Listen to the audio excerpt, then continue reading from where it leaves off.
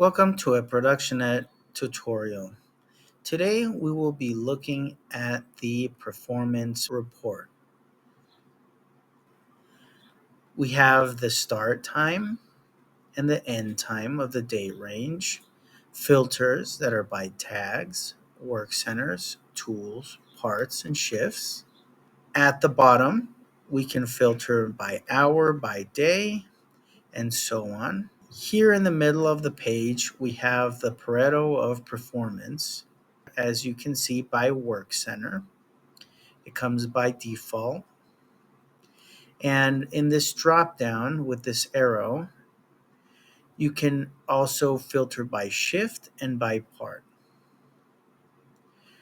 So saying we want to filter by part, you can select it there.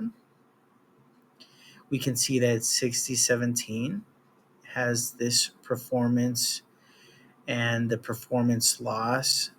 By hovering over, you can see the metrics.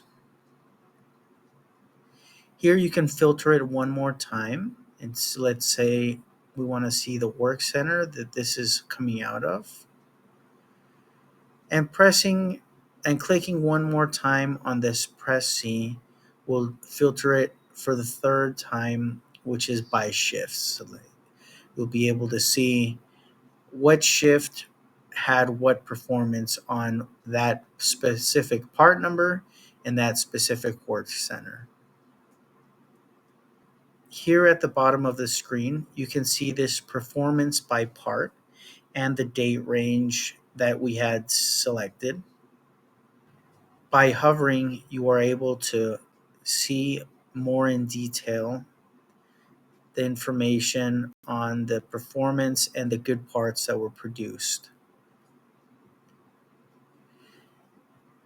As the other reports, you can open to a full screen on this full screen button, and you may export to Excel or CSV file by clicking on the three buttons. Thank you for using ProductionNet.